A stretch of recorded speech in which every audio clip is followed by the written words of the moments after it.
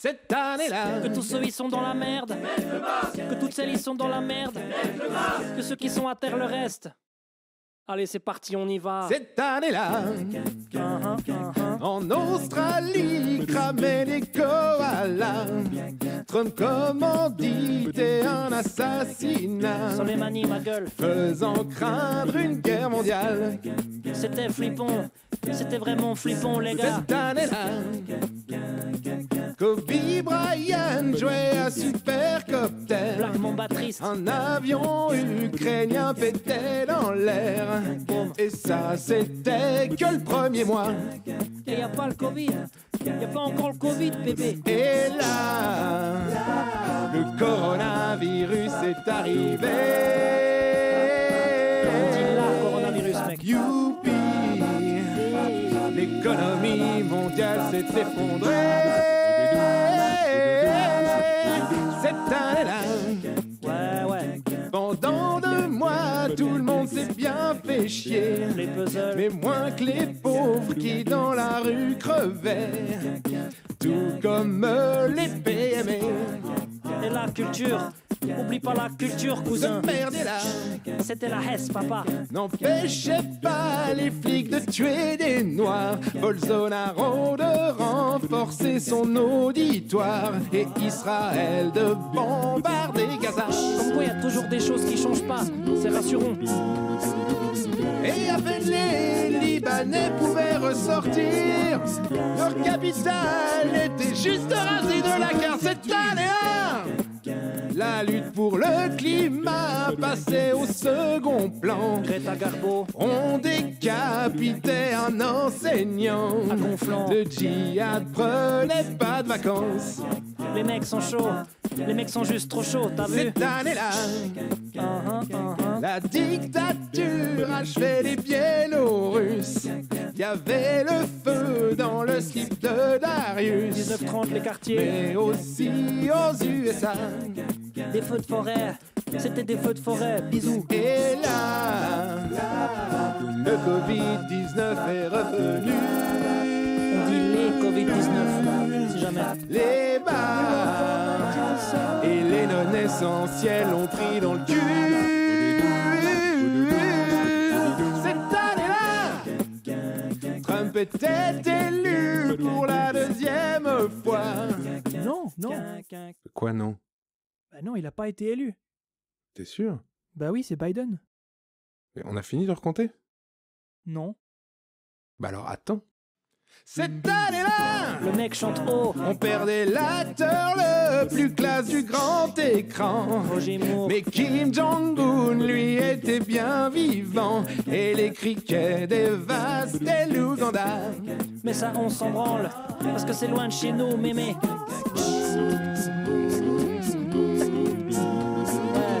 Tout ça dans une ambiance de délation exécrable. Faites de complot et de militantisme à 2 balles. C'est quelle année 2020. Quelle année de merde 2020. Vivons l'année 2021. Ça tombe bien, c'est celle qui est juste après en plus. Et bonne année 2021.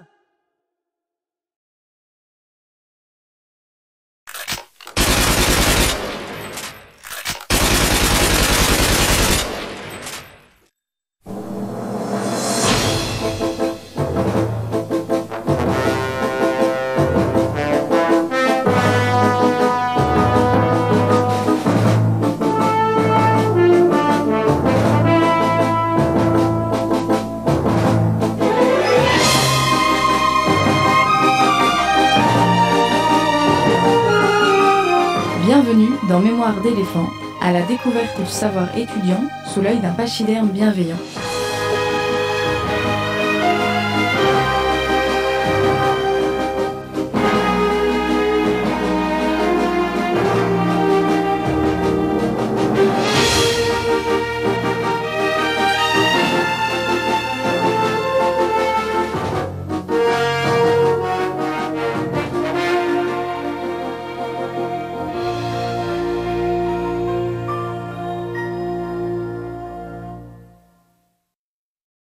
Eh bien, le bonjour à toutes et à tous. Bonjour, bonjour, bonjour tout le monde.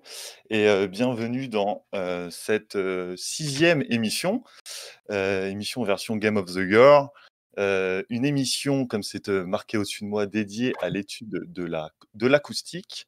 On fait, et j'en suis très heureux aujourd'hui, on va faire un peu de physique. C'est la première fois que dans Mémoire d'éléphant, on va aborder des phénomènes physiques.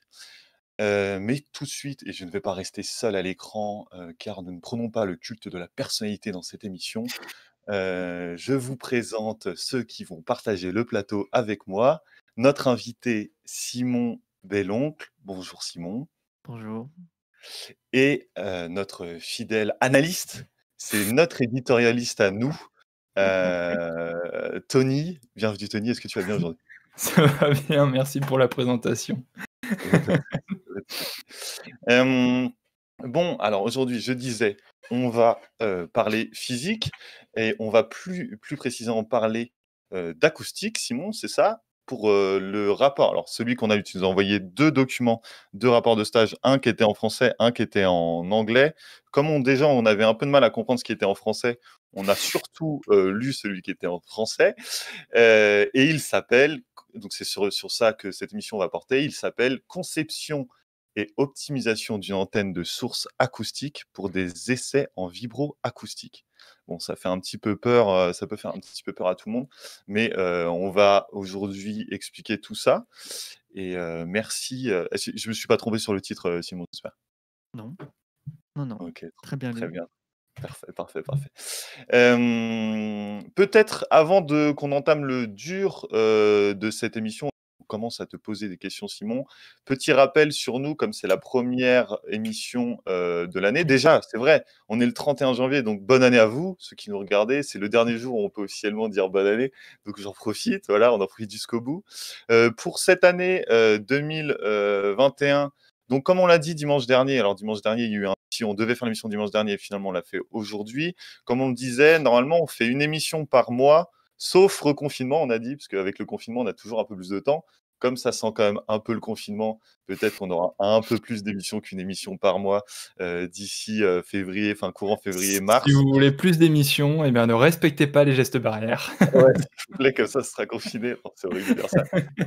Mais bref, voilà, donc on va voir l'évolution, on viendra au courant. Évidemment, on est communication exemplaire sur les réseaux sociaux, notamment, j'espère que vous nous suivez, c'est magnifique.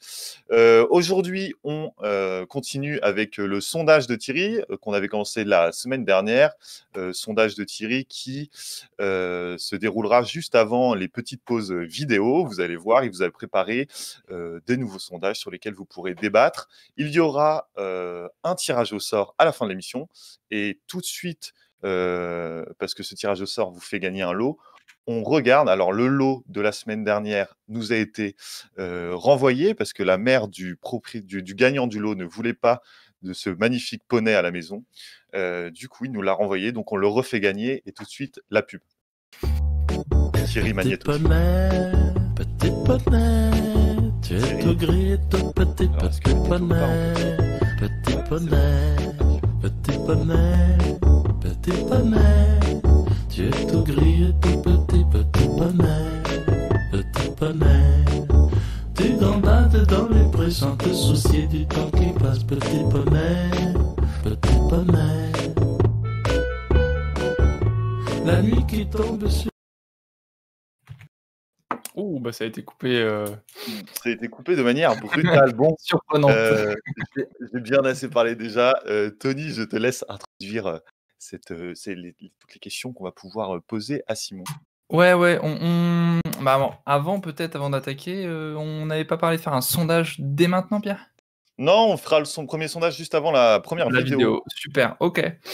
Eh ben, merci pour cette introduction. Et du coup, comme on a l'habitude de le faire dans l'émission, pour ceux qui ont commencé à prendre l'habitude de nous regarder, avant de parler du mémoire en soi, on va parler avec Simon un peu du contexte dans lequel il a pu le rédiger, puisque si je me trompe pas, t'es en thèse aujourd'hui, en rédaction de thèse, et ça, c'est un mémoire de M1.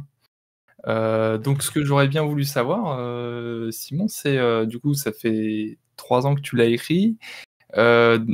C'était dans le cadre de quelle formation, diplôme?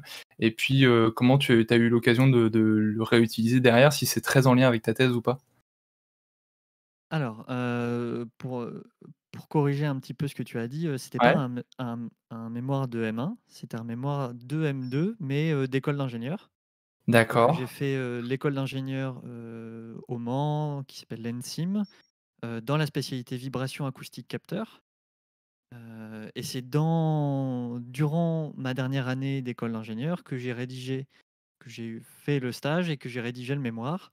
Et après cette expérience-là, je suis allé en M2 de électroacoustique, Ah encore au d'accord. Mans. Voilà, et c'est pour ça qu'il y a eu 2 mémoires, et qui en plus, traitent un petit peu, de la même thématique, mais sur des angles différents. Heu, voilà. Et donc, OK. le mémoire en soi, il a été rédigé pendant que j'étais stagiaire au laboratoire d'acoustique du Mans. Heu et le but, c'était de me faire participer à un projet un peu, enfin de recherche, comme on le fait aujourd'hui, hein, en ANR, en financement ANR. Heu, donc ANR pour? Agence nationale de la recherche. D'accord. Donc en fait, c'est une grosse agence, qui a plein de sous et qui, heu donne des sous aux laboratoires pour qu'ils puissent, mener à bien des projets de recherche. Mmh. Aujourd'hui, c'est un des moyens principaux que les labos ont pour financer la recherche. Mmh. Heu, voilà, c'est le système d'aujourd'hui, par OK. projet. Et du coup, c'est dans la continuité, après ça, tu es entré en thèse, l'année dernière au final, si c'est bien ça? Après ce premier M2 en école d'ingénieur et ensuite un M2 à la fac, oui, je suis arrivé en thèse. Et notamment, c'est surtout grâce à mon deuxième mémoire, que j'ai pu valoriser, heu, mon entrée, enfin que j'ai pu, justifier mon entrée, sur mon sujet de thèse actuel, qui est vraiment, sur de l'audio, du traitement de signal, voilà, qui est plus, en raccord avec le deuxième mémoire que j'ai écrit. D'accord. Bon, bah, on va pas forcément trop rentrer dans ce détail-là alors, puisque déjà, on va essayer de saisir ce qu'il y a dans ton premier mémoire. Mmh. Je me Hem, posais juste une question, excuse-moi, Vas-y. Denis. Je me posais une question. Est-ce qu'il y avait des différences dans les manières de travailler si tu as fait un mémoire en école d'ingé et un mémoire à l'université? Est-ce qu'il y avait eu des différences sur, bah, je sais pas, les attentes que pouvaient avoir les profs, sur ce qu'on te demandait de faire, ou est-ce que c'était assez similaire au final? C'était quand même relativement similaire étant donné que les 2 sujets étaient très tournés recherche. Le but, c'était d'être avant tout pragmatique sur, la thématique. Les 2 sujets étant sur la recherche, bah, ça s'est terminé en mémoire plutôt de master, plutôt que de mémoire, type ingénieur, quoi. Mmh. Et ben, justement, finalement, là, ce dont on va parler aujourd'hui, c'est l'acoustique et on se demande Mmh. avec Pierre, toi, tu t'identifies à quel, statut, en fait, derrière? Est-ce que tu te sens plus ingénieur ou est-ce que tu te sens plus physicien?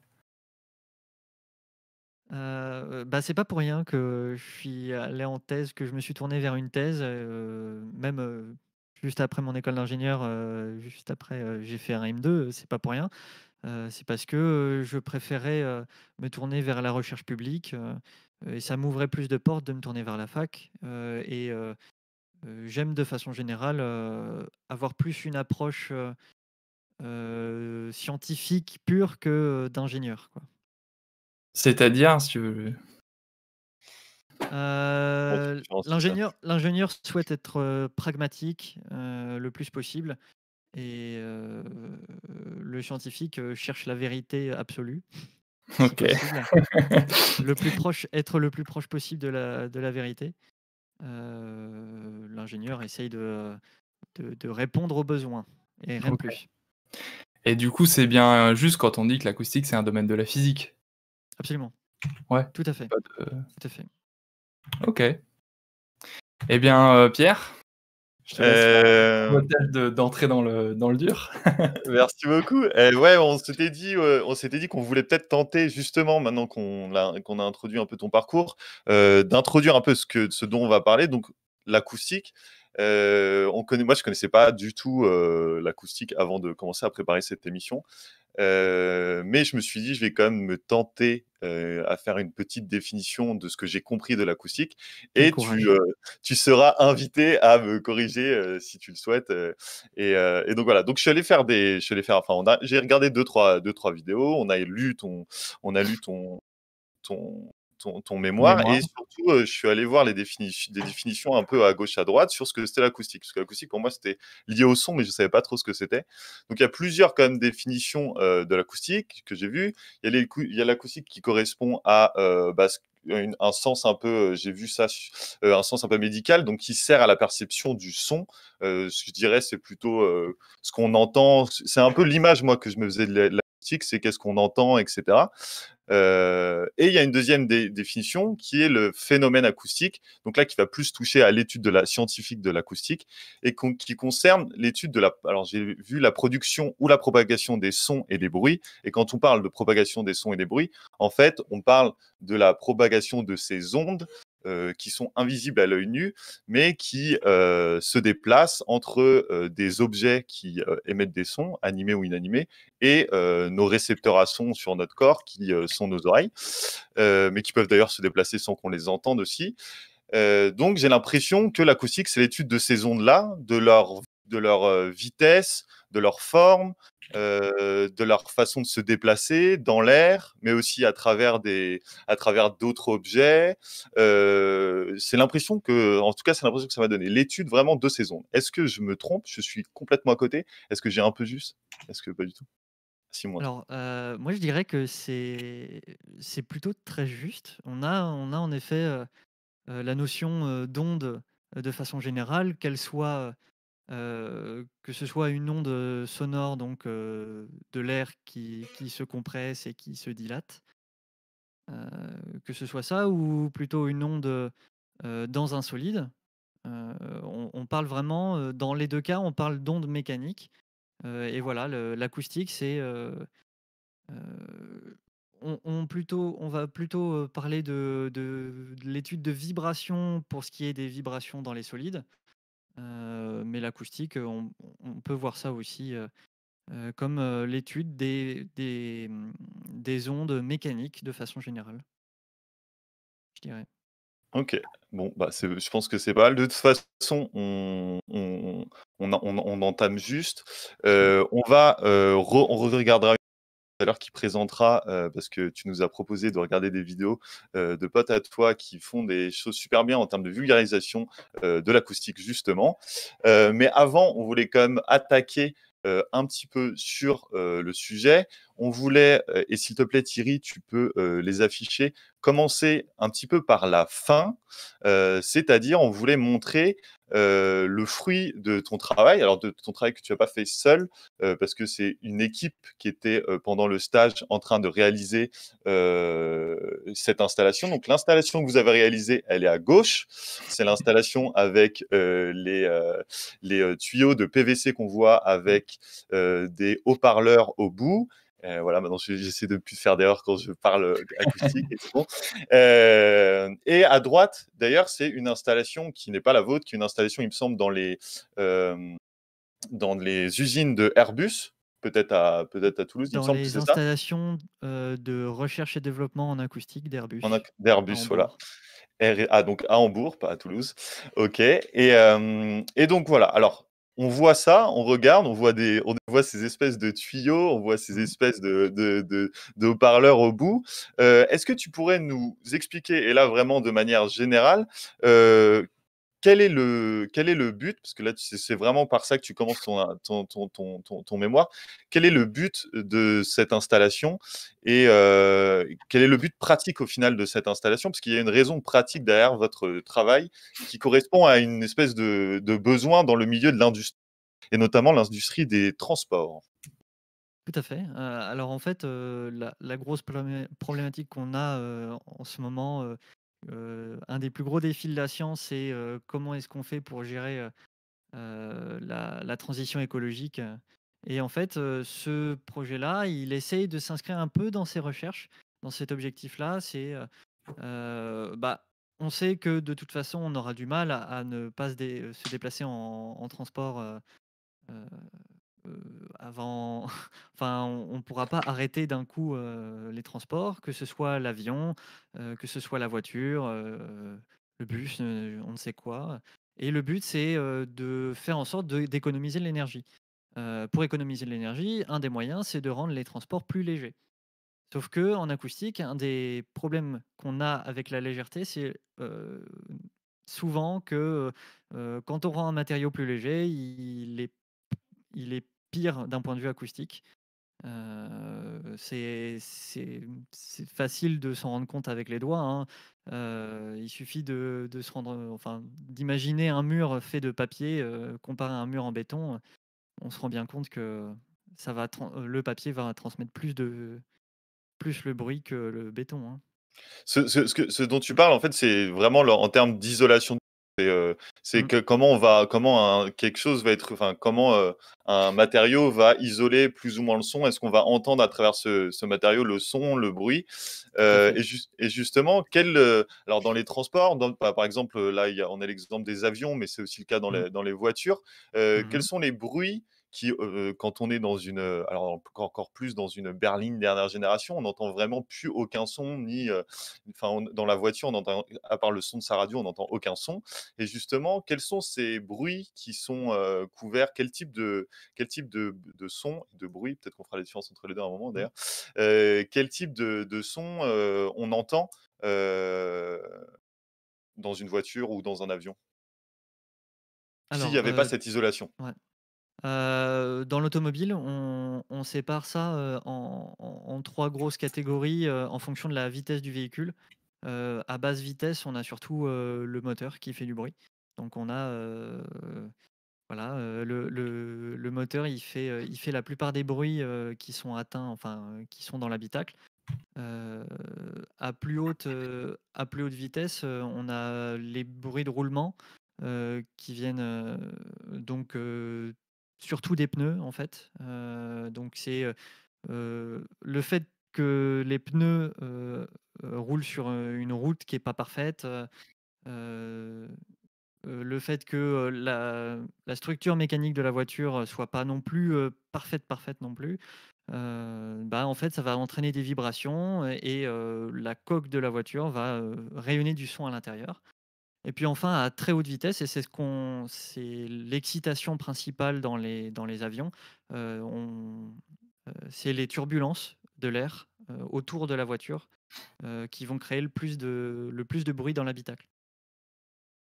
Ok, c'est intéressant. Moi, je trouvais ça intéressant comme réflexion parce que c'est vrai que on se dit, les bruits dans la voiture, moi, je voyais par exemple moteur, quoi. C'était vraiment les premières choses qui me venaient à Mm. l'esprit et pas forcément tout ce qui va être le frottement à l'air, au sol, etc. Mm. Et si dans un avion, je me dis, ça doit être, si par exemple, on faisait pas du tout attention à l'isolation, ça pourrait être, enfin, ça serait un bruit énorme qu'on entendrait, je suppose, Et avec oui, les tout à changements fait. d'air. Tout à fait, et non seulement, si on faisait pas du tout attention, on n'aurait pas que le bruit, du frottement de l'air, sur le fuselage, on aurait aussi le bruit des réacteurs. Je rappelle que les réacteurs d'avion, c'est une des plus fortes, excitations de bruit, qu'on puisse trouver, sur terre, c'est voilà, hein, c'est comme ça. D'accord. Il vaut mieux pas l'avoir dans les oreilles directes. OK, très bien. Et alors justement, donc on parle de toute cette, isolation de son et cetera. Le fait d'isoler les sons dans les véhicules, dans les avions, dans les voitures, ça demande de tester ces nouveaux matériaux dont tu parlais, donc des matériaux plus fins pour moins consommer, mais des matériaux qui du coup laissent plus passer le son et donc il faut, pour savoir si les matériaux qu'on utilise isolent le son ou non, il faut faire des tests en amont. de créer, en amont de produire et de Mmh. commercialiser des engins de transport. Et justement, c'est là qu'intervient un petit peu, que veut intervenir votre installation dans la conception d'engins de transport, si je ne m'abuse. Tout à fait. Alors, les moyens traditionnels pour tester des nouveaux matériaux, c'est soit, de mettre carrément sur un prototype roulant ou volant dans le cadre de l'aviation, de mettre directement le matériau sur un prototype et de le faire fonctionner et ensuite de regarder ses performances. On appelle ça une mesure in situ. Il y a aussi, très souvent, on utilise des environnements contrôlés. Pardon. On utilise des environnements contrôlés. Par exemple, c'est très commun, pour le secteur de l'automobile et de l'aviation, on utilise des souffleries. Donc en gros, on place, les prototypes dans des grosses pièces où il y a des énormes ventilateurs, et puis on regarde le bruit que ça fait une fois qu'on enclenche le ventilateur. Et nous, notre idée, pour éviter de faire un prototype en entier, de le faire rouler, de le faire consommer de l'essence, du kérosène, ce genre de trucs, ou bien de carrément construire, une salle spécialisée, heu, qui demande énormément de ressources et bah, on va plutôt créer des réseaux de sources acoustiques. Donc, on a des haut-parleurs, comme ce qu'on utilise, chez nous, pour écouter de la musique et bah, ces haut-parleurs-là, on va les faire jouer une musique très particulière qui va essayer de reproduire l'excitation, heu, que pourrait avoir, un prototype, fini, une fois mis sur la route. Peut-être pour appuyer le propos, si Mmh. Thierry peut nous mettre la diapo suivante, on a, un petit schéma qui explicite ce dont tu parles. Mmh. Voilà, hein, c'est assez clair, à gauche, on a, le réseau d'antennes, hein, c'est bien ça, Le dont tu parles? réseau de haut-parleurs, De haut-parleurs, pardon, et on reviendra sur les termes. c'est réseau égale antenne, hein, dans notre vocabulaire, Ah bon, bah, si c'est aussi En simple. fait, donc du coup, c'est l'ensemble qui constitue une antenne, quoi? tout à fait. C'est ça? OK. Donc à gauche, on a, ce réseau d'enceintes, je vais y arriver, qui génère du son. Au milieu, il y a la pièce à tester et de vous placez de l'autre côté pour voir qu'est-ce qui traverse. Et du coup, votre travail, au cas où moi je trouve il y aurait un doute, il est pas tant sur la pièce en elle-même que sur le système, de génération de son et de transmission, quoi. C'est bien ça le Tout à fait. Nous, notre but, c'est d'être capable de reproduire des excitations, des transports auxquels ils peuvent être, heu, enfin, ce qu'on appelle, des champs diffus, c'est des ondes sonores qui viennent de tous les côtés, de façon équiprobable. On essaye de reproduire de la pression acoustique qui viendrait d'écoulements turbulents. Donc, par exemple, pour l'aviation, ouais. c'est typiquement ce qu'on a envie de tester. Et donc, il y a toute une partie dans le projet dans lequel j'étais, il y a toute une partie vraiment de traitement de signal, de être capable de savoir qu'est-ce qu'il faut envoyer au haut-parleur pour que la pression au niveau de la pièce soit la bonne. Ouais, la même qu'en situation, quoi. Mm. C'est bien ça le C'est coller un maximum à la réalité en recréant, via des haut-parleurs, du son, quoi. Si je résume à peu près. Voilà, une excitation Excitation, quoi. pour le prototype qu'on veut tester. super. Bon et ben, pour faire ça, on va voir, qu'il faut quelques connaissances en acoustique. On va rentrer dans le détail, mais avant, on a, une petite vidéo qui va vous permettre de saisir, la question première, qu'est-ce qu'un son? C'est bien ça, Pierre, la première C'est vidéo? ça, c'est ça. Est-ce que Thierry, tu peux nous balancer le magnéto? Et Ouais. on se retrouve du coup juste après la vidéo pour continuer, tout ça. Bienvenue dans la boîte à chat. Sur ce format plus court, je vous expliquerai les notions que l'on aborde dans les épisodes de la science sonore. Vous êtes libre de venir y piocher. Bien sûr, on vous suggérera régulièrement de venir piocher telle ou telle notion dans la boîte à outils. Et vous êtes aussi libre de venir les regarder quand bon vous semble. Avant tout, pour parler son, il faut parler onde. Mais pas n'importe quelle onde, on parle d'onde mécanique. Pour qu'une onde soit dite mécanique, il faut qu'elle réponde à 2 critères. Avant tout, il faut qu'elle se propage dans un milieu matériel et sans déplacement de matière. Et ensuite, il faut qu'elle se propage de proche en proche.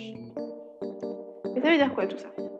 Un support matériel, ça veut dire avant tout que votre onde a besoin d'un support pour se propager, qu'il soit solide ou fluide.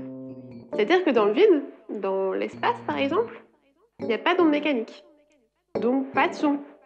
Coucou Ridley Scott. Sans déplacement de matière, ça veut dire qu'une particule mise en mouvement au passage de l'onde oscille autour d'une position d'équilibre puis revient à sa place. Ensuite, qu'elle se propage de proche à proche, ça veut dire que pour qu'une particule soit mise en mouvement, il faut que sa voisine l'ait été avant elle, et la voisine de sa voisine avant elle, et la voisine de sa voisine de sa voisine avant elle, et la... Vous avez compris. Mais quel rapport avec le son alors? Le son que vous percevez, ce n'est rien de plus qu'une oscillation des molécules qui composent l'air qui nous entoure. Par exemple, si on pense à une mandoline,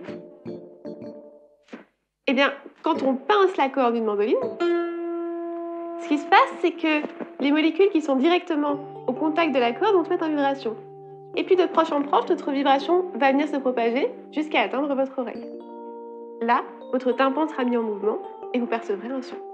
Dans ce processus, ce qui est important, c'est que ce n'est pas l'air qui est au contact des cordes de la mandoline qui va venir se déplacer jusqu'à votre oreille, mais bien une information qui se transmet de particule en particule. Vous voilà maintenant incollable sur ce qu'est un son. Je vous donne rendez-vous très vite dans la boîte à chat. On sortira ensemble d'autres outils. Bisous!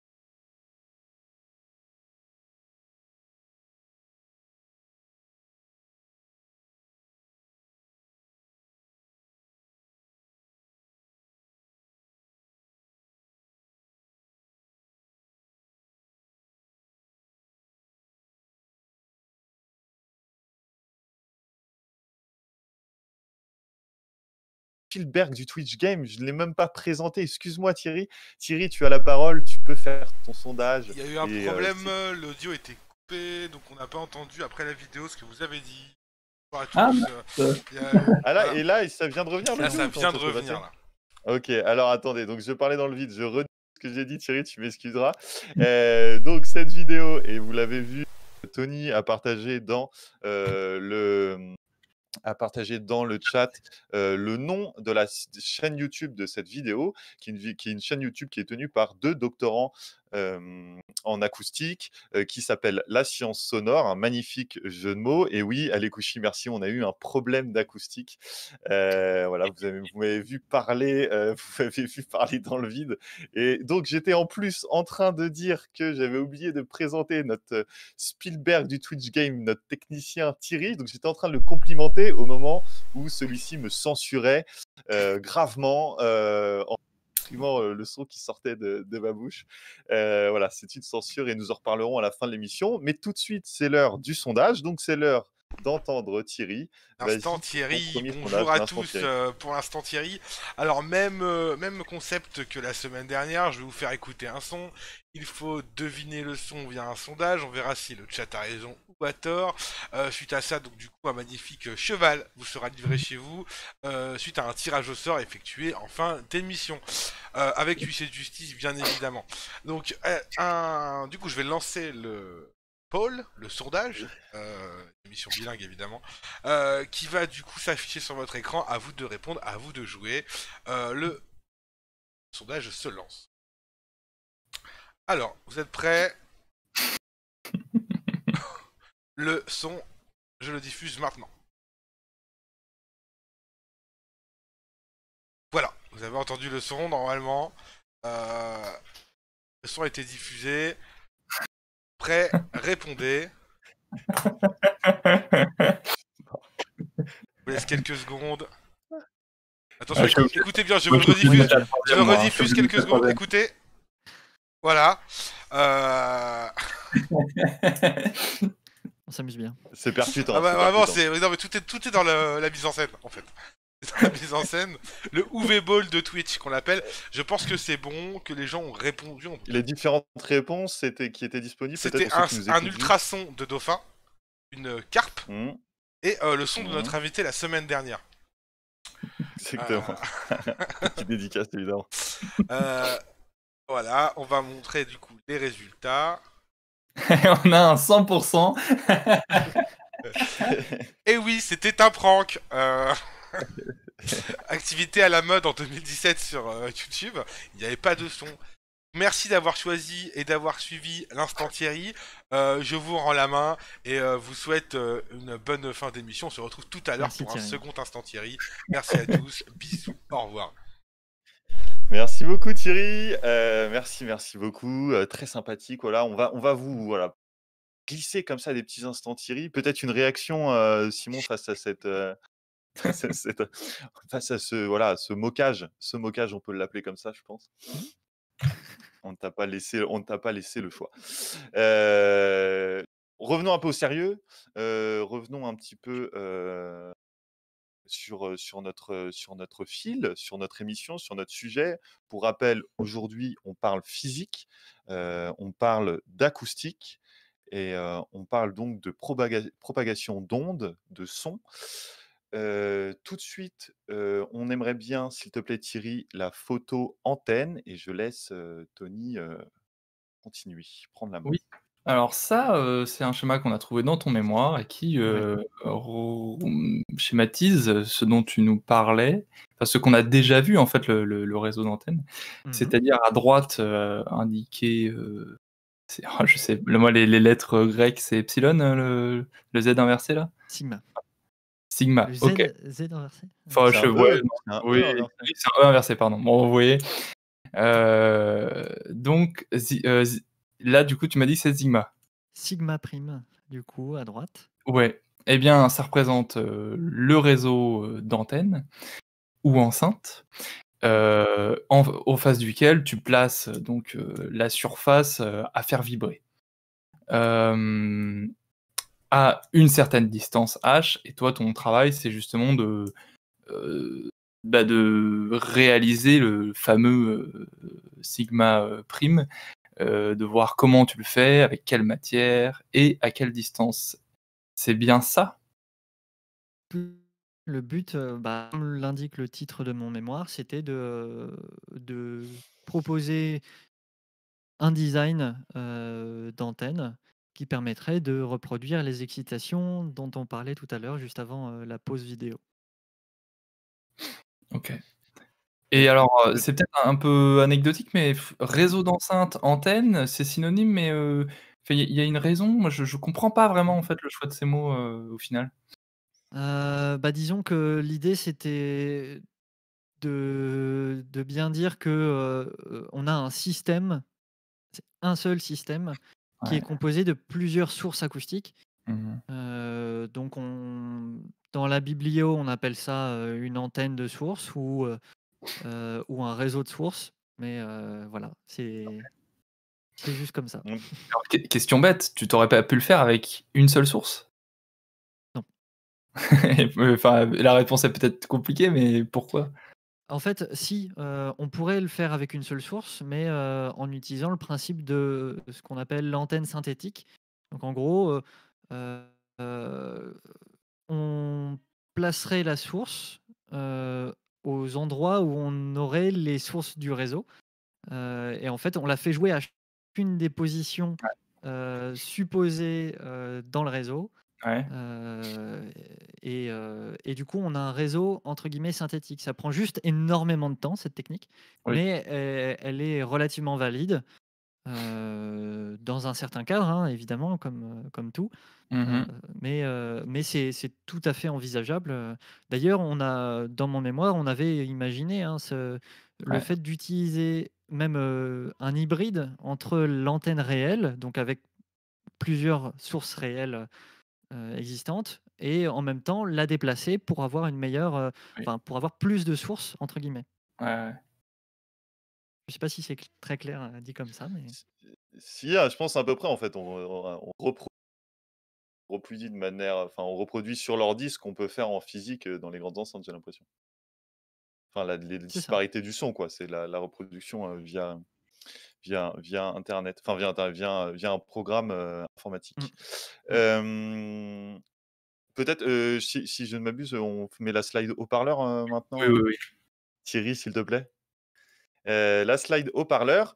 Alors, on voulait avant de. Haut-parleur Thierry, sur.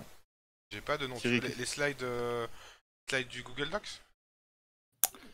Parce parce que j'ai pas de. On avait des noms. Si, de c'est slides. slide, oui, excuse-moi, slide haut-parleur, ouais. La slide haut-parleur, excuse-moi. La préparation aux petits oignons, hein, bien sûr, avec la technique. Et pourtant, on a un conducteur carré.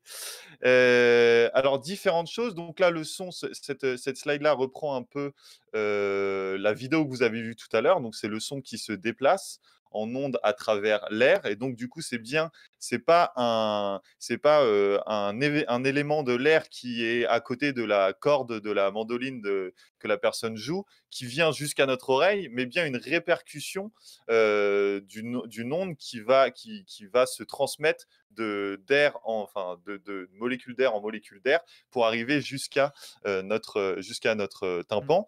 Donc c'est ça que ça représente, ce schéma, si je ne m'abuse. Oui, tout à fait. Quand on regarde justement le petit gif et qu'on fixe un point, on voit qu'il revient toujours à la même position. Et pourtant, l'information, elle bouge. C'est ça, ouais. Si on fixe, ah oui, c'est vrai que c'est pas mal. Ouais. Si on fixe un point, on voit qu'il fait des petits allers-retours. Alors, la slide qu'on voulait, Thierry, plus précisément, c'était la slide haut-parleur. Donc, est-ce que tu peux nous mettre sur la slide haut-parleur? Et ça va me permettre de te poser cette question, Simon. Alors, et moi, c'est quelque chose que j'ai appris complet, parce que je savais pas que je suis nul en tout ce qui est, mais d'ailleurs aussi matériel son. C'est quelle est la différence entre un haut-parleur et une enceinte? Parce que ça va pas mal aussi nous aider sur ce dont on va parler juste après. C'est quoi la différence? Qui va dans quoi? Qui recouvre quoi? S'il te plaît. Eh ben, en fait, un haut-parleur, c'est l'élément de base. Bah, j'en ai un juste à côté, hein, voilà. C'est le matériau de base. C'est l'élément qui fait exactement, qui fait la transduction ou la traduction, hein, dans un langage plus courant, entre le domaine électrique et le domaine acoustique. On lui envoie un signal électrique, une tension, voilà, c'est le principe sur lequel se reposent tous les amplificateurs aujourd'hui, hein. On lui envoie un signal électrique et puis ce haut-parleur-là va émettre un son. Il va traduire. Ouais, vas-y, excuse-moi.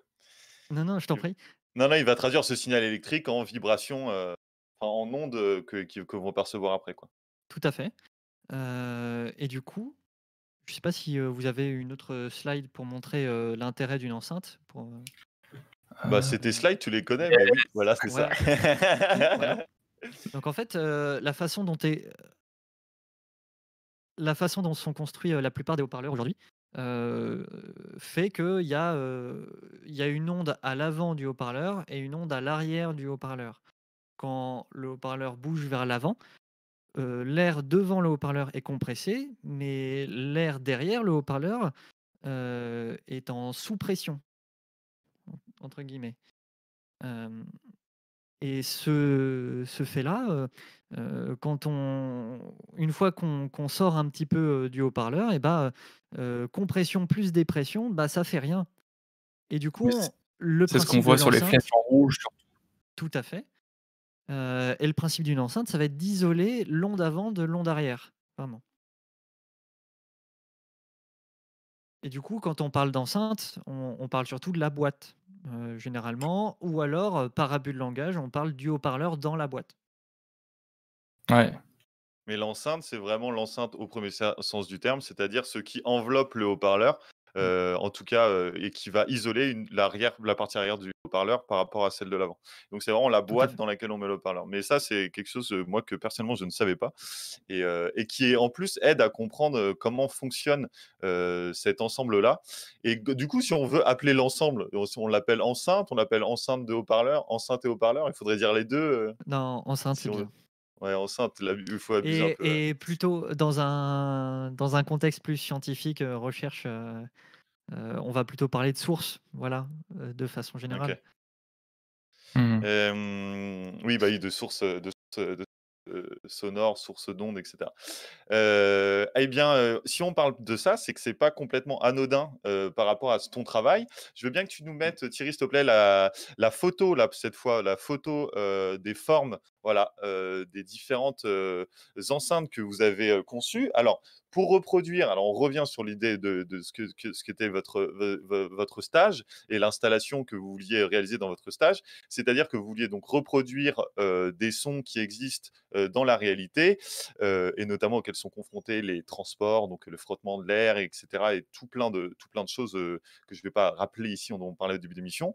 Et pour reproduire ces sons-là, il se pose la question de quelle forme pour l'enceinte pour je suppose reproduire au maximum et au plus proche le signal sonore qui est émis par ces éléments, je dirais pas naturels, mais ces éléments qu'on trouve dans je sais pas, là je me paume un peu. En bref, dans les frottements et tout. Bref, et donc du coup, il y a différentes formes. Et ça, c'est différentes formes d'enceintes que vous avez modélisées. Et quel était l'intérêt et sur quoi surtout ça va jouer en fait la forme des enceintes dans la construction d'un signal? Donc, l'idée de cette étude, là, un petit peu intermédiaire, hein, finalement, c'était de savoir quelle serait, la forme qui permettrait d'avoir la source la plus parfaite possible dans notre contexte. Il s'avère que la forme de l'enceinte joue un rôle énorme, sur la façon dont la source va se comporter. Et notamment là, on a décidé de ne retirer que, la partie, purement rayonnement, de l'étude, heu, en gardant le même volume à l'intérieur de l'enceinte. On est sûr qu'on ne modifie pas la façon, dont le haut-parleur va fonctionner. Donc on va juste se concentrer sur la partie purement rayonnement. Comment est-ce que ce que va faire le haut-parleur, ce sera, correct par rapport à ce qu'on attend, de la source. Donc le principal phénomène qui se passe entre la membrane du haut-parleur qui bouge et le microphone qui va nous servir pour mesurer la pression qu'il fait, le principal phénomène, c'est la diffraction. En fait, le principe de la diffraction, c'est que des objets, dans notre champ acoustique, vont refléter les ondes de façon un peu étrange. Et donc, surtout, notamment les objets qui ont des arêtes très fines, vont, vont provoquer ce qu'on appelle de la diffraction. Et ça va perturber le champ qu'on est en train de créer finalement. Et donc, l'idée de cette étude intermédiaire, ça va être de regarder quelle est la diffraction qui serait la moins pire finalement, puisque de toute façon l'enceinte va en faire. Mais on voulait savoir laquelle serait la moins pire. Ok, très bien. Et mince. Et je fais tomber des choses chez moi pendant cette émission, excusez-moi. Eh bien, très bien. Et on à autre chose, on va parler peut-être aussi d'un élément sur lequel qui est important et qui permet de mesurer le signal, c'est la fréquence. Et je te laisse là-dessus, Tony. Ouais, parce qu'en fait, ce que vous testez, c'est, sur cette enceinte, c'est, sa réponse en fonction de la fréquence qu'on lui envoie, si je comprends bien? D'ailleurs, Heu, Thierry, tu peux nous mettre la slide fréquence, s'il te plaît? ouais, on va pouvoir, c'est-à-dire que, l'idée, c'est en fait, les enceintes vont réagir plus ou moins, de manière plus ou moins neutre, mais en fonction de la fréquence qu'on lui envoie. Et ça, c'est ce que vous testez. Et le graphique qu'on projette là, c'est le résultat de votre expérience. Là, du coup, vous avez envoyé Une simulation. Ouais, simulation. Oui, c'est vrai, vous le testez pas par l'expérience, vous le simulez. Donc, ce que j'aimerais que tu nous expliques, Simon, c'est déjà, parce que je pense que pour certaines personnes, ce schéma n'a aucun sens. Comment est-ce qu'on le lit quelle est l'abscisse, la fréquence, à quoi ça correspond, à quoi correspondent leurs données. C'est un peu petit, pression acoustique. Et puis les quatre lignes qu'on retrouve sur le graphique. Ok, donc le titre de la figure, c'est réponse en fréquence à 1 mètre dans l'axe.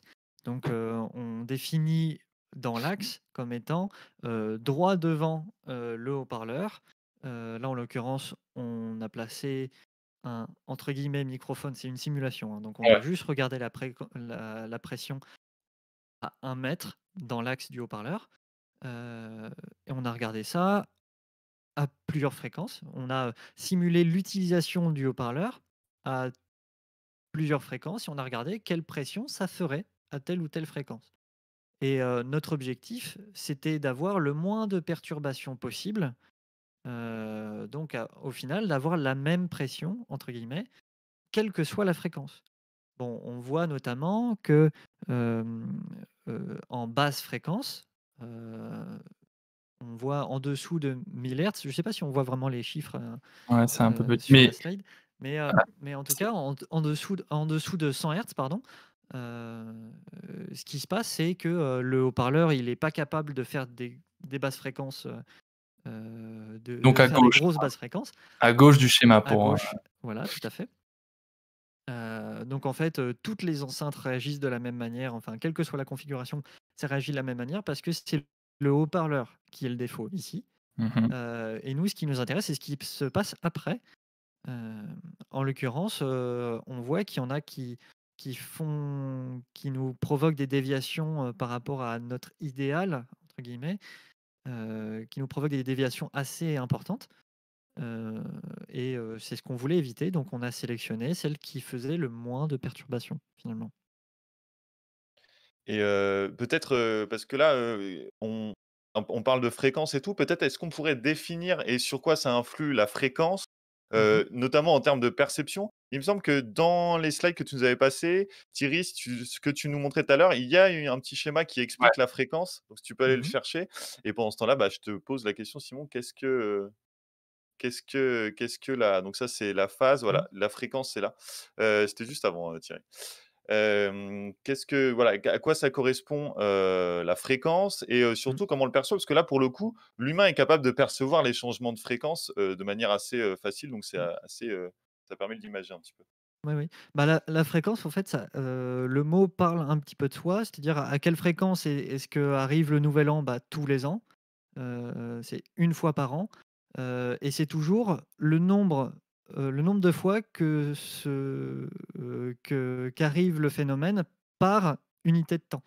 Le nouvel an, c'est une fois par an. Et nous, on parle en hertz, c'est-à-dire en nombre de phénomènes par seconde. En l'occurrence, on va s'intéresser au nombre de vibrations de l'air par seconde. Donc en fait, par exemple, 100 Hz, ça correspond à 100 vibrations, 100 allers-retours d'une molécule d'air par seconde. Et d'un point de vue perceptif, en fait, ça correspond à ce qu'on considère comme étant grave ou aigu, en fait. Et les basses fréquences et les Oui, hautes voilà, c'est ça, fréquences, ouais, voilà, basse ça fréquence. vient de là. Donc basse fréquence, C'est grave. plutôt, grave et haute fréquence, plutôt Plutôt aigu. aiguë. Voilà, pour les musiciens dans le chat, on voit ici un clavier. On voit notamment la fameuse note A4, je crois que c'est ça, A4 à 440 Hz, qui est, ou c'est A3, à 440 Hz, qui est la note qu'on entend quand on décroche un téléphone fixe sans... Enfin, c'est la tonalité qu'on entend au téléphone. Boop. Voilà. À l'ancienne, sur les téléphones à l'ancienne, maintenant, on n'entend plus trop ça. Mais si on entend encore, remarque. Mais même sur quand on appelle Ouais. quelqu'un, Ouais. la tonalité, c'est ce La3. Et du coup, pour l'exemple du piano, quand on regarde l'intervalle entre 2 octaves, entre un Do 2 et un Do 3, c'est un doublement de la fréquence, la fréquence physique de la Mmh. Et vibration donc, de l'air. il y a certaines fréquences. Alors, on le disait juste avant l'émission, parce qu'on faisait la blague avec le.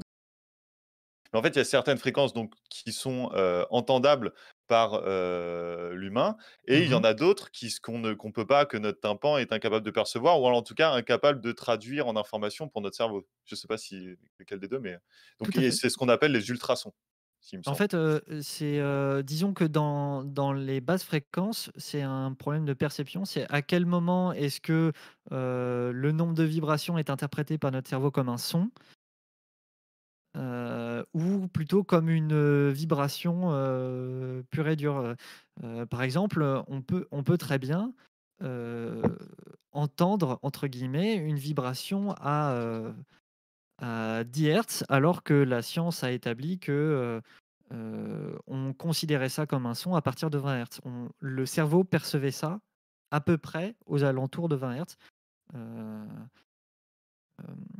En fait, on va juste percevoir le nombre de... On va juste percevoir le pop, pop, pop, pop, pop, pop, pop, pop, pop, plutôt que d'avoir une hauteur de son pure et dure. Ok. On aurait dû préparer une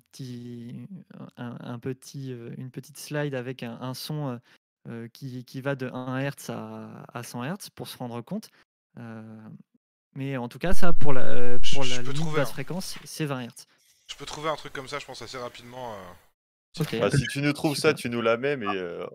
Juste avant, Thierry, tu peux nous remettre le graphique sur la graphique fréquence, justement, qu'on avait au début.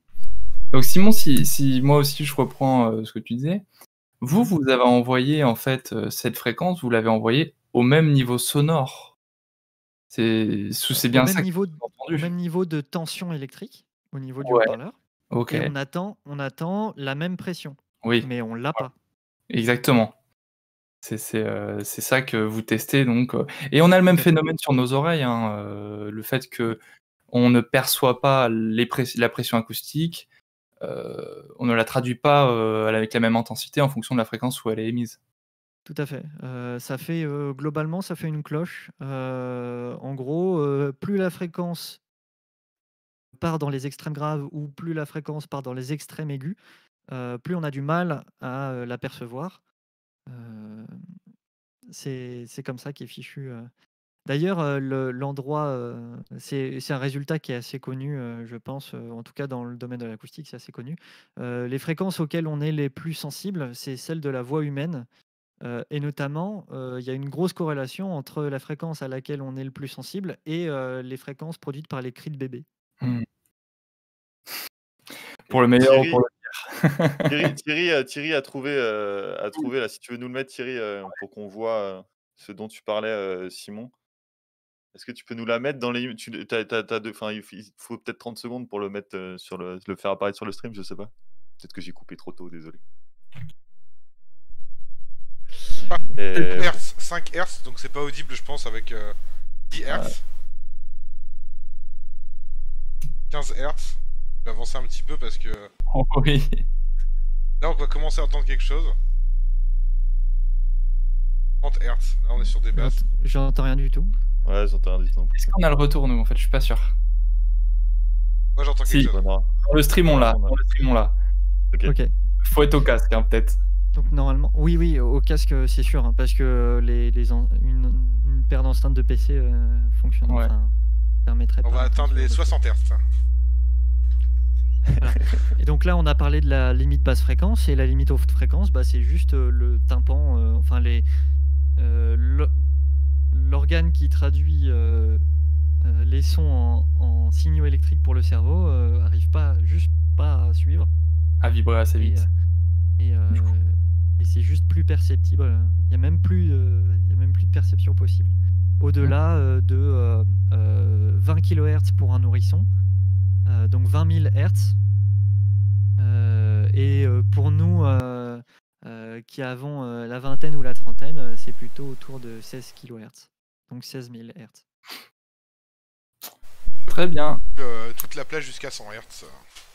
Merci Thierry pour Thierry technique au rendez-vous. Thierry technique au rendez-vous. Et ça sera le rendez-vous de Thierry.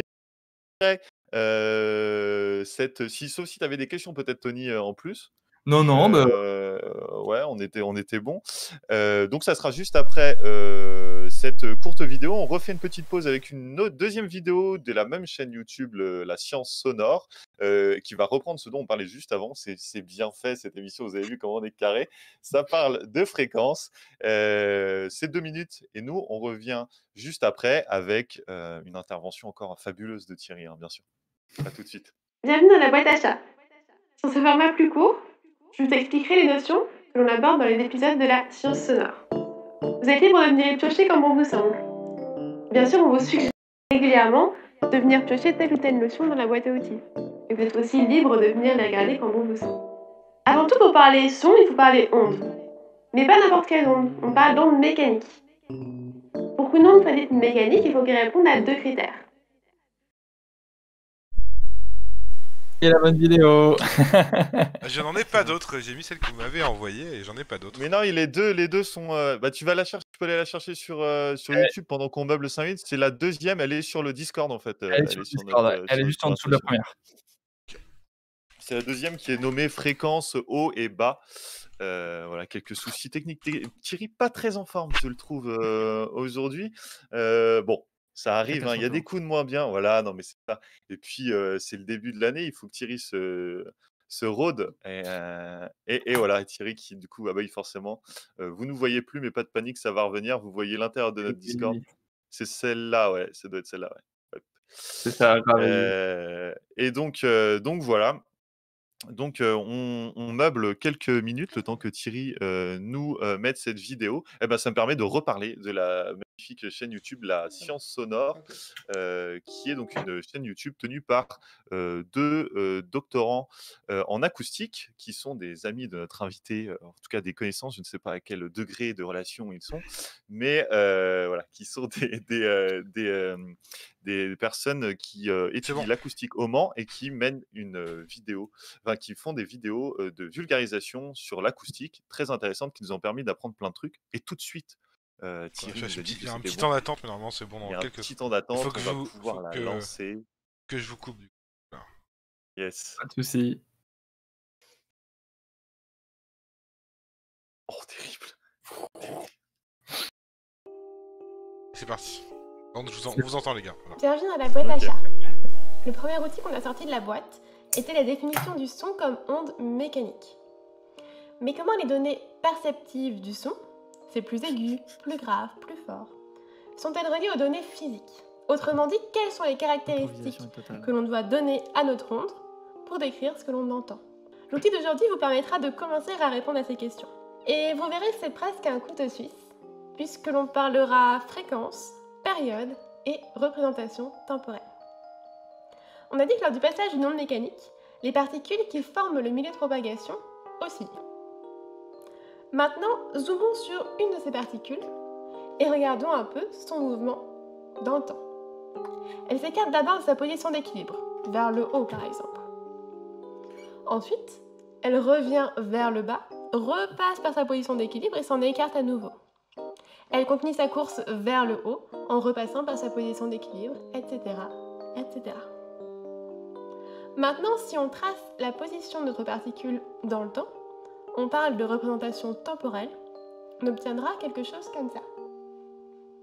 Eh bien, c'est cette courbe qui contient les informations que nous cherchons. Le temps que met notre particule à revenir à son état initial, c'est-à-dire à décrire le mouvement complet, équilibre, haut, bas, équilibre, c'est la période de l'onde que l'on exprime en secondes. Le nombre de répétitions de ce mouvement en une seconde, c'est-à-dire le nombre de périodes dans une seconde, c'est ce qu'on appelle la fréquence en Hertz. Et là, normalement, ça commence à vous dire quelque chose. Donc, quand vous entendez des hautes fréquences ou des sons aigus, c'est simplement que les particules d'air près de votre tympan font un grand nombre d'allers-retours à chaque seconde. Un La à 442 Hz, par exemple, qui est la note de référence pour l'accord des instruments, fera bouger votre tympan 442 fois par seconde. Voilà pour ce couteau suisse. Vous savez maintenant ce qui fait qu'un son sera aigu ou grave, et surtout, les notions de période, de fréquence et de représentation temporelle n'ont plus de secret pour vous. Et à la vidéo prochaine, merci beaucoup pour ces éclaircies. Merci beaucoup à la technique, bien sûr, qui gère aujourd'hui, qui est au top de sa forme. Merci On leur énormément. dira. Bon, nous, on n'avait pas des bons retours de son, mais je sais que sur le serveur, ça va. Alors qu'il y a du soutien dans le chat, notamment de My Little Pony, qui soutient notre série internationale. Oui, Merci il à faut. lui. Des fois, il faut. Eh bien, très bien. Merci pour On a un petit sondage à faire, c'est ça, non? Ouais. This is the moment. Et voilà, c'est l'instant Thierry. Rebonjour à tous. Alors, même démarche, même constat, même euphorie dans le public. Je vais donc faire le sondage et vous diffuser un son. Donc, alors, je vais vous diffuser le son. Ah non, d'abord, je vais faire le sondage plutôt. Ça dans l'ordre. Et on rappelle dans ce cas-là qu'à la fin de l'émission aura lieu un tirage au sort pour gagner le magnifique poney qui était présenté dans la publicité 6 nommés au début de l'émission. Et voilà. Et donc, pour participer à ce tirage au sort, on vous rappelle qu'il faut participer au moins une fois à l'animation de notre chat Twitch et donc mettre un message soit de soutien, soit qui peut être un message d'insulte. Alors, dans le respect, bien sûr, de la forme, envers l'équipe de l'émission. Mais voilà, toutes les personnes qui auront au moins mis un message dans ce chat participeront à ce magnifique tirage de sort pour gagner un poney de qualité. Alors, c'est parti, je lance le sondage et je vais vous faire écouter le son. Attention.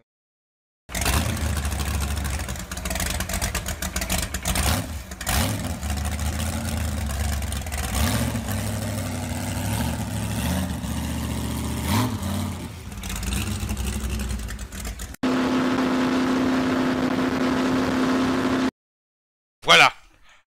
Je pense qu'on a assez entendu de ce magnifique bruit. Je rappelle évidemment. Qui ne rappelle rien du tout. Rien. Alors, est-ce que tout le monde a répondu? Alors, dans les solutions, il y avait une 103 SP Popolini. Je sais pas ce que c'est, moi. 103, c'est une mobilette avec un pot type Polini, à savoir qui peut rendre sourd n'importe qui à moins de 300 mètres et faire bugger nos télés dans un rayon d'1 kilomètre. Voilà, donc la fameuse 103 pour cabrer sur la route départementale, comme on le faisait étant jeune. Une barque, un type bateau, et un yacht de droite. Voilà. sur des questions évidemment compliquées. Est-ce que c'est pas... Mais oui. Ouais.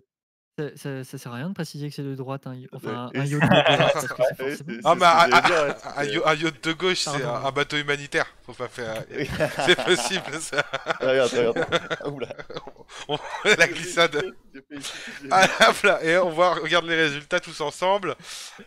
Clipez, s'il vous plaît. Oh non. Alors, qui c'est qui s'est trompé? Il y a combien de pourcents? J'ai pas les résultats, moi, donc tu peux nous les 50% dire. pour la 103, 50% pour le yacht. Oh là, donc la 103. La réponse, c'était quoi? C'était donc un yacht de droite, plus précisément, en fait, c'est un hors-bord, un moteur de Chevrolet, 18 soupapes, 42 pistons, qui pollue plus que vous tous réunis pendant 3 ans. Mais après tout, c'est ça, l'Amérique. Je vous fais des bisous, on se retrouve peut-être pour un 3e sondage, peut-être pas, ou en tout cas pour le tirage au sort, et le gagnant de ce magnifique pur sang polonais, qui était soit destiné aux lasagnes, soit destiné à vous, le public qu'on aime. Au revoir, à bientôt pour un autre instant Thierry. Merci beaucoup Thierry. Merci Thierry. Et Virgin qui propose que de gauche, ça serait un voilier, il a bien raison. En mode Nicolas Hulot. Oui. Eh bien, on arrive sur la troisième et dernière partie de l'émission.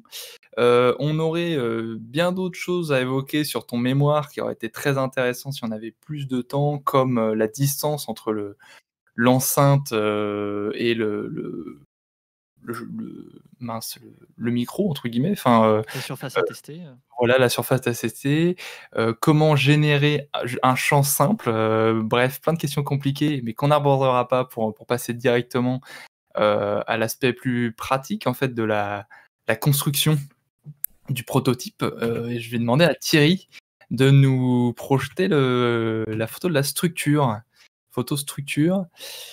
pour voir un peu, bah voilà, en fait, c'est ça, un petit peu ça aussi qui est cool dans ton projet, c'est qu'il y avait une dimension de bricolage. Alors, si quand je dis bricolage, tu prends ça pas trop négativement, j'espère. Non, c'est exactement ça. Bah, dis-nous, quels ont été l'enjeu et les contraintes du coup de faire le réseau d'enceinte comme tu l'as fait. Fait maison, Ouais. je dirais. Bah, en fait, à part le fait que j'étais globalement, je devais me débrouiller pour le faire, pour faire le bricolage. Alors ça tombe bien, j'adore ça moi. Mais à part ça, le fait que ça prenne énormément de temps, parce que j'ai dû faire énormément de soudure. Ouais. C'est-à-dire que, alors c'est bien beau d'avoir un beau réseau d'enceintes. Là, en l'occurrence, à la fin, le réseau, il fait 8 par 8 haut-parleurs. Donc, Ouais. et en plus, il fait une certaine taille. Le cadre, il fait 1,50 m par 1,50 m. Donc, en fait, il fallait des câbles relativement longs pour relier les amplificateurs aux haut-parleurs. Et en fait, ces câbles-là, on n'en avait pas. Et il a fallu les souder soi-même. Et c'était long. C'était long. Pareil, donc le design, pourquoi une structure comme ça? On n'a pas pu, forcément le développer pendant l'émission, mais l'idée c'était, de faire en sorte que, la présence, des sources ne gêne pas trop la génération du champ acoustique qu'on voulait obtenir. Donc l'idée c'était d'avoir, une structure, la plus fine possible. Oui, c'est aussi pour ça qu'on a choisi, des enceintes tubulaires, hein. C'est parce que ça prend pas trop de place, non plus. Ça va pas trop perturber le champ. Et on voulait aussi obtenir une structure qui soit démontable et modulaire. Donc l'idée, c'est vu que les champs acoustiques qu'on voulait reproduire étaient, très diverses et avaient des caractéristiques, en fonction du contexte, c'est pas du tout les mêmes. On voulait pouvoir changer la structure de l'antenne à tout moment et donc tout est démontable, et en plus c'est transportable. Donc Ouais. ça veut dire qu'on peut très bien aller faire, des tests sur un prototype qui est pas sur place, sans problème, ça rentre dans une camionnette. Tu avais aussi des contraintes économiques et en fait les enceintes, concrètement, c'est des tubes de PVC achetés à Leroy Merlin, c'est bien ça? Pas Leroy Merlin, mais Oh, je quasiment, sais on quel pourrait. magasin de Tout à bricolage, ouais. fait, tout à fait, c'est du tube de plomberie, en fait. De grosses plomberies, hein, d'évacuation des eaux usées, pour être Ouais. plus exact. Mais ouais, et pareil, la structure en aluminium, tout le monde peut en acheter, sur, Radiosphere, voilà. Et ouais, c'est ce qui m'avait, interpellé quand souligné, c'est que bon, il y a tout plein de choses, qui auraient été, très difficiles à expliquer parce que, enfin, tu développes, évidemment avant de passer à la pratique, et de construire, et de fabriquer, toi-même, cette installation. Voilà, vous faites des calculs en amont, sur tout plein de données, et cetera, pour avoir la meilleure installation possible et enfin celle qui vous convient le mieux ce que vous voulez réaliser et à la fin on construit et je trouve ça intéressant de montrer ça aussi aux gens de dire, bah voilà, il y a en effet toute une phase de calcul qui peut paraître un peu rébarbative, etc. Mais ça correspond, et c'est aussi ça la physique, à une réalité. Et on fait pas, c'est pas juste des calculs, enfin, c'est pas des mathématiques où là, il y a vraiment que de l'abstraction. C'est aussi quelque chose qui correspond, qu'on veut raccrocher une réalité. Et il y a l'abstraction, mais il y a aussi du réel. Et c'est trop drôle. À la fin, voilà, les tubes de PVC, moi, ça m'a trop fait marrer de voir une install, vous galérez sur où est-ce comment faire, comment monter ça, comment le bricoler au mieux, ça prend de la place, vous avez des problèmes, je suppose que vous avez eu des problèmes comme tout le monde quand on construit un truc comme ça prend de la place, ça fait je sais pas quoi. Et puis il y avait cet aspect, vous aviez en plus des contraintes, cet aspect modulable, ça n'a pas dû être facile à faire en fait, le fait que voilà, tout soit démontable pour pouvoir être adapté en fonction de quel son vous voulez reproduire, etc., je suppose. Tout à fait, et puis la chose la plus amusante, qu'on a été amené à faire, je pense que c'est quand on a voulu tester, le résultat, entre guillemets «final», hein, parce que, à la fin de mon premier stage, l'antenne elle était pas finie. On n'avait pas reçu tous les haut-parleurs à temps. Ouais. On avait pu en installer, que 16, je crois. Heu et du coup, l'étude, elle était pas complète du tout. Mais toujours est-il qu'on avait suffisamment de haut-parleurs pour commencer une espèce de validation expérimentale. Et moi, ce que j'ai beaucoup aimé, c'est, tracer des traits, sur le sol d'une salle semi-anéchoïque avec, mon encadrant, au feutre, parce que, au final, bah, pour pouvoir tester, l'antenne, il fallait, faire en sorte que, on ait une surface juste devant, qui soit un peu comme la surface à tester, à la fin, à la toute fin, mais qui, ne réagisse pas. Donc ça tombe bien, le sol, généralement, il vibre pas, quand tu lui envoies de l'air, surtout, dans une salle semi-anéchoïque. Qu'est-ce que ça veut dire, peut-être une salle Eh bah, oui, Bah, oui. on a tourné. Ah oui, pardon. En effet, une salle semi-anéchoïque, c'est une salle spécialisée aux études, acoustiques où en fait, il y a de la mousse sur tous les murs, sauf le sol. C'est le principe de la semi-anéchoïque. Une salle complètement anéchoïque, le sol, c'est en fait une grille et en dessous, il y a encore de la mousse, tu vois? OK. Et l'idée, c'est d'absorber tous les sons qui pourraient se réfléchir sur les murs, avant qu'ils ne soient réfléchis. Ah, c'est pour pouvoir étudier les ondes, pas sans avoir de, je sais pas moi, ça pourrait brouiller S le fait que sans les ondes rebondissent et reviennent, Ouais. et donc du coup, on aurait 2 ondes en même temps, par exemple, enfin plusieurs ondes Ouais. qui viendraient se croiser, et cetera, quoi. L'idée, c'est de vraiment, étudier que le phénomène, acoustique, qu'on veut étudier et pas la Mmh. salle. Voilà. OK. Ah ouais, Donc d'accord, on fait une salle je qui est neutre d'un point de vue acoustique. OK, trop intéressant. Je savais même pas pourquoi on faisait ça, enfin oui, mais forcément pour faire des expériences, c'est ça. OK, d'accord, super intéressant. Voilà. Et trop intéressant d'ailleurs parce que ouais, vas-y, excuse-moi. Du coup, pour finir mon explication, sur la petite, Ouais. entre guillemets, «validation», donc on a tracé des traits,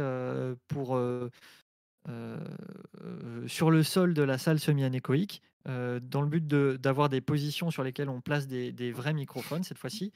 Donc on a scotché des microphones de mesure à 2 000 € pièce, sur le sol à l'endroit où on a mis nos marquages au feutre. Et on a couché l'antenne au-dessus des microphones à une certaine distance, une distance qui correspond à celle qu'on a regardée en simulation, Ouais. pour pouvoir tester. Et c'était du bricolage de A à Z. Et c'était vraiment amusant, en plus, d'avoir des résultats pas si déconnants que ça. Ouais, parce qu'on va le voir, justement, tu fais une parfaite transition avec, ce qu'on voulait mettre. On voulait quand même mettre les résultats et la dernière image dans Thierry, ça correspond à ce que tu présentes, est-ce que c'est ça la réponse en fréquence axiale, c'est bien ça? Heu, alors attends. Alors ça, c'est un résultat de «semi-validation» entre guillemets. OK, Donc en fait, on regardait si la simulation avec, les différentes formes d'enceintes, était cohérente avec la réalité. Donc là, on avait une vraie enceinte tubulaire, OK. donc avec le vrai haut-parleur, Mmh. et cette fois-ci dans une salle complètement anéchoïque. Donc on n'est pas devant une surface dure, et on est, encore une fois à 1 mètre dans l'axe du haut-parleur. Et on voit que la correspondance est pas si mal entre la simulation et la mesure. Les différences, c'est surtout dû au haut-parleur, en fait. Parce qu'il est imparfait, parce que le comportement global, il est là, mais par contre, Oui, la simulation forcément. va simuler un haut-parleur parfait, alors que le haut-parleur, que vous avez, Mmh. il aura forcément des défauts, dans le signal Mécanique qu'il diffuse, surtout, quoi. ouais, Ouais, tout à mécanique, fait. OK. OK. Et donc du coup, je crois qu'on n'a pas les je sais pas s'il était dans ton mémoire, mais on n'a pas en tout cas en stock, nous, l'image de tes des résultats, mais en tout cas, il y avait des choses assez proches. Et ce que tu nous as dit aussi, en fait, c'est que toutes ces études que vous étiez enfin, que toute cette étude, ce prototype que vous étiez en train de construire, c'est des prototypes sur lesquels d'autres, personnes travaillent et qui existent dans d'autres, et on l'a vu d'ailleurs, celui d'Airbus, Mmh. je suppose que c'est un prototype c'est un prototype qui ressemble beaucoup à ce que vous essayez de faire.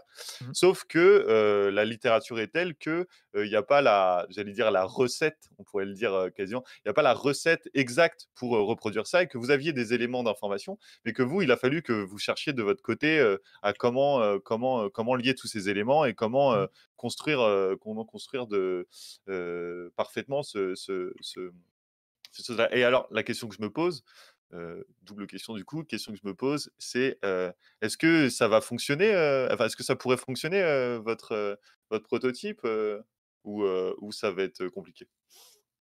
Bah, à l'heure Plus compliqué. actuelle, donc après mon deuxième mémoire enfin mon deuxième stage, on a fini d'assembler, entièrement l'antenne et on avait commencé une campagne de validation expérimentale qui a pas pu être finie évidemment parce que les problèmes de Non? temps, étaient tels que, ça a pas pu être fini, heu Rien à voir avec et le confinement, ah bah si, mon Oui. deuxième mon 2 stage, s'est fait juste au début de la crise du Covid, l'année C'est ça, dernière. bah oui. Oui, c'est Ouais, ça, oui, OK. ah, Oui, donc Voilà. forcément, ça tout a été compliqué. OK, mais Oui, sinon, ça serait quelque tout à chose fait. que vous voudriez faire passer des tests pour être validé de manière Ah oui, expérimentale, et oui, tout à ensuite, fait. le produire, de manière, à qu'il soit utilisé, dans Ouais. certaines industries, et cetera. Enfin, ça pourrait être, Il y a plusieurs envisageable, quoi. étapes il y a plusieurs étapes de validation, OK. expérimentale. Bah, déjà, la validation sur un sol de salle semi-anéchoïque, c'est une première petite étape. Ensuite, l'idée, ce serait, d'essayer de reproduire l'échéance cible, dans une salle qui serait pas anéchoïque. Donc en fait, un des trucs principaux, un des avantages principaux du fait d'avoir un réseau de haut-parleurs et pas une salle, dédiée, pour telle ou telle expérience, c'est qu'on puisse, placer l'antenne juste devant la pièce à tester, et plus on la rapproche, plus finalement la pression créée par les haut-parleurs est grande par rapport à ce qui se passe autour. ouais. Donc en fait, on arrive à un moment où, on peut essayer, de mettre de côté les effets de la salle et on n'est même pas obligé d'avoir une salle, qui est spécialisée pour telle ou telle mesure. On peut très bien, venir, dans une chaîne de production, poser l'antenne, devant une pièce et regarder si elle correspond aux critères, Donc c'est vraiment là tout axé sur le fait de la mobilité, quoi. mmh, Ce mmh, qui est pas anodin une parce que je sais pas si tu as un chiffre, mais des salles anéchoïques, c'est assez rare. En France, il y en a tu sais combien il y en a? Pas trop, ça se compte en quelques dizaines, pas Ouais, plus. ouais, ouais. Oui, En voilà, Et mais plus pour qu'on ait une idée, mmh quoi. et et par exemple excuse-moi, et en plus, celle du Mans, moi j'ai eu la chance de rentrer dans la semi-anéchoïque du Mans. C'est des «petites salles» entre guillemets. Du coup, en fonction de la pièce qu'on veut tester, je sais pas si elles sont il y en a certaines qui sont un peu plus grandes peut-être, mais c'est oui, rarement des là où j'ai fait mon deuxième stage, donc au CTTM, donc c'est un centre de recherche, privé, qui est sur le campus universitaire du Mans. Ils avaient, en fait, au moment de la construction de la pièce, c'était la plus grosse salle semi-anéchoïque d'Europe. d'accord. Tellement grosse qu'on peut y faire rentrer des tracteurs Ouais. OK, et les tester. Voilà, trop bien. pour ne citer que des tracteurs. Alors Oui. Bien sûr. ça permettait surtout de mettre plusieurs installations en même temps dans la pièce, Ouais. ce qui est Aussi, oui. pas ce qui est super. Oui. Ah oui, et du coup, comme il y a pas de rebond ni rien, pas entre elles, quoi? Quasiment pas, quoi? J'ai pas entendu ta phrase, si tu Ouais, peux Excuse-moi, ouais, je répéter, disais, merci. comme il y a pas de rebond, est-ce que du coup, s'il y a différentes installations, elles interfèrent pas forcément entre elles, quoi? Ou Ça si dépend on de les leur place bien.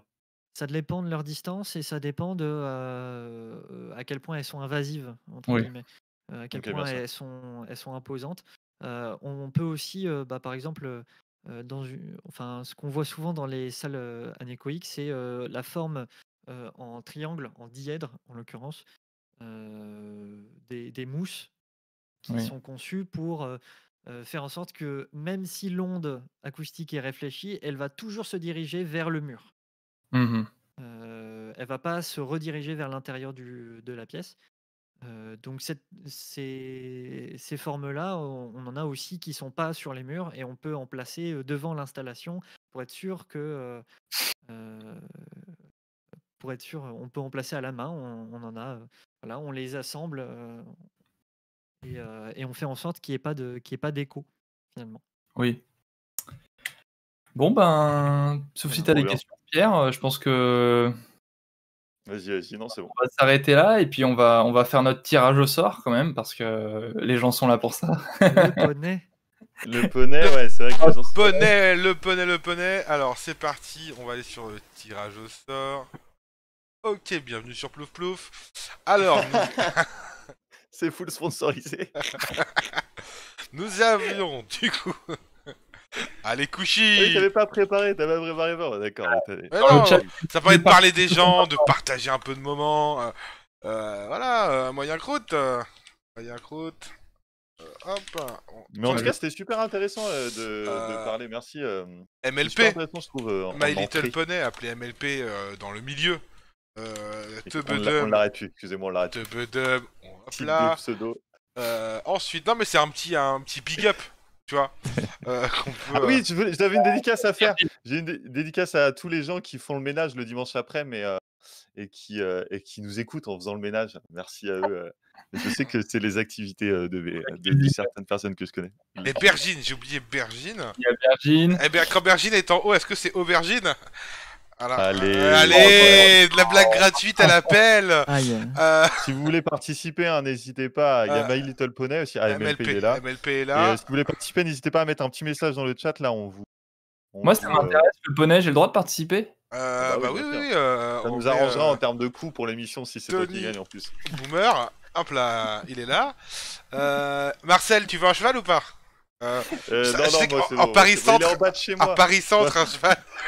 Paris Centre, il est en bas de chez moi, là il très s'emmerde, utile. donc ce serait pas mal que ça. Jean-Michel Troll, Jean-Michel toujours au Troll, rendez-vous. On te souhaite toute la réussite hein, pour ton ladder, Jean-Michel. Simon, tu veux participer ou... Est-ce que tu veux Évidemment. qu'on te mette, tiens Évidemment. Voilà, Simon, qui veut un poney, alors un poney, dans mon appart. un poney acoustique. Ça doit exister. Oui. Un poney acoustique. Bon. Est-ce que tout le monde est prêt? Pas de regret Let's pour les go. non-participants? Voilà, c'est parti, attention. Plouf, plouf. Tout. Et Tebedum qui gagne la moitié des lots qu'on met en place. Je crois qu'elle avait gagné un manoir ou une Lamborghini déjà. Donc, Bah, si c'était le manoir, c'est parfait du coup. Ah oui, bah, parce que du coup, pour aller de la cuisine au salon, un cheval est toujours bien approprié. Bien joué à toi, Tebedum, pardon. Là, il y a un petit livreur Deliveroo avec un cheval qui arrive chez toi dans la minute. Il sera parfait dans... Oui, évidemment, Jean-Michel Troll qui n'a pas de chat, comme dirait Benoît Père. Comme dirait Non, il Benoît préfère Père. les chats. Il préfère les chats, exactement. Donc merci à tous d'avoir participé. Merci, au revoir. Je vous laisse conclure l'émission. Ouais, merci. C'était l'instant Thierry. Eh bien, merci beaucoup Thierry. Toujours l'animation avec Thierry, c'est les grands moments de cette émission, c'est les passages, Thierry. voilà. Merci à lui. Et puis, bah, merci à vous deux du coup. Merci à toi, Tony, d'avoir posé toutes ces questions si tranchantes. Affûtées. Affûtées. Merci beaucoup. Et puis, merci beaucoup Simon d'avoir pris le temps de nous expliquer ton travail et d'avoir expliqué de manière même plus générale ce que c'était l'acoustique, parce que je pense que finalement, on a parlé plus d'acoustique en général que vraiment de ton travail. Mais en tout cas, c'était super intéressant pour nous et j'espère que ça a intéressé aussi les gens qui nous ont regardés. Donc, Petite merci dédicace beaucoup, à Bergine. Hein. Bien sûr, petite Qui, dédicace voilà, qui est passée. Qui a raté le poney, mais... Qui a raté le poney à ça. Hein, ça c'est vraiment joué à rien. On lui enverra une photo de poney en consolation. Voilà. Bon, en tout cas, merci beaucoup à tout le monde de nous avoir regardés, écoutés. On reviendra donc pour une émission fin février. Le mois de février est un mois parfait, je ne sais pas si vous l'avez remarqué. 28 jours, 1 à 7, 8 à 14, vous n'avez pas vu? Le lundi 1 et ça finit un dimanche 28. Et c'est des semaines parfaites. Regardez le calendrier, c'est magnifique à voir. Ça ne doit pas arriver souvent dans notre calendrier à nous. Voilà, je digresse, excusez-moi. Merci beaucoup. Donc, on se reverra pour le dernier week-end de février pour un sujet dont on n'a pas encore tout à fait défini les contours. Mais voilà, le dimanche 28 février à 15h sera notre prochaine émission. En attendant, bonne semaine à tous, bon confinement à tous si ça a lieu. Et puis, merci encore une fois à toi, Simon. Peut-être si tu veux donner un petit mot de la fin, une autre dédicace. Je sais pas. Allez écouter Azurite sur YouTube et puis Eleia aussi, c'est le groupe de musique des deux, de la science sonore, le duo de la science sonore. Ils ont un groupe de musique aussi. On vous met les liens dans le chat direct. Et merci à eux d'ailleurs du coup d'avoir imagé notre émission parce que c'était quand même super cool. Et puis voilà. Fin de cette émission. Ouais, des très beaux supports et très adaptés en plus pour ce qu'on voulait faire. Fin de cette émission. Merci à tous de nous avoir écoutés. Et bien, à dans 4 semaines. Bientôt. Ciao, ciao.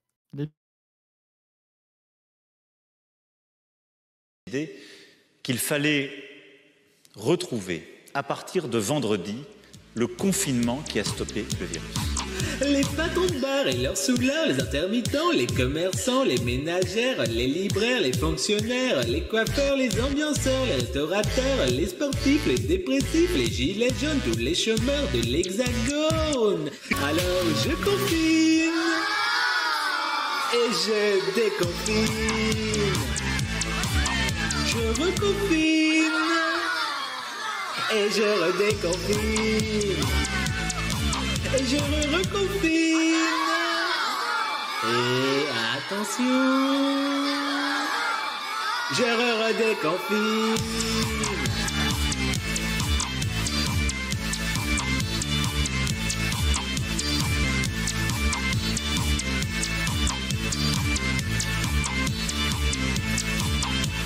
Je reconfine. Et je redéconfine. Et je reconfine. Et attention, je redéconfine.